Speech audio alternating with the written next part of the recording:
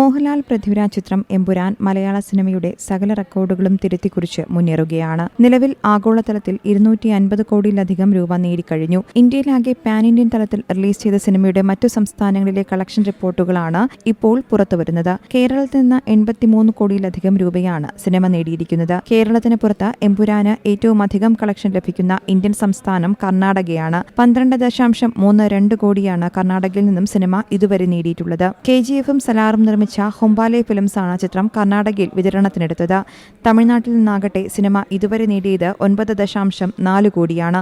സംസ്ഥാനത്തെ എമ്പുരാന്റെ കളക്ഷനിൽ വലിയ ഇടിവ് സംഭവിക്കുന്നുമുണ്ട്. ആന്ധ്രാപ്രദേശ്, തെലുങ്കാന സംസ്ഥാനങ്ങളിൽ നിന്ന് 4.17 കോടിയാണ് സിനിമ ഇതുവരെ നേടിയിട്ടുള്ളതെന്നും സാക്നിൽക്ക് റിപ്പോർട്ട് ചെയ്യുന്നു. അതേസമയം ഒരു മൂന്നാം ഭാഗത്തിന്റെ സാധ്യതകൾ ബാക്കിവെച്ചാണ് സിനിമ അവസാനിക്കുന്നതും. സിനിമ റിലീസായതിനു പിന്നാലെ വിവാദങ്ങളും തലപ്പൊക്കിയിരുന്നു. വിവാദങ്ങൾക്കിടെ മൂന്നാം ഭാഗത്തിന്റെ ഭാവി എന്താകുമെന്ന സംശയം ഉയരുന്നുവെങ്കിലും മൂന്നാം ഭാഗം ഉണ്ടാകുമെന്ന ഉറപ്പാണ് അണിയറ പ്രവർത്തകർ നൽകുന്നത്. മൂന്നാം ഭാഗത്തിന്റെ പേര് അസ്രായേൽ എന്നായിരിക്കുമെന്നുള്ള സൂചനകളും പുറത്തുവരുന്നുണ്ട്. News desk Zee Malayalam news. പുതിയ വാർത്തകളും വിശേഷങ്ങളും ഇനി വിരൽ തുമ്പിൽ. എല്ലാ ഡിജിറ്റൽ പ്ലാറ്റ്ഫോമുകളിലും ഇപ്പോൾ സീ മലയാളം ന്യൂസ് ലഭ്യം.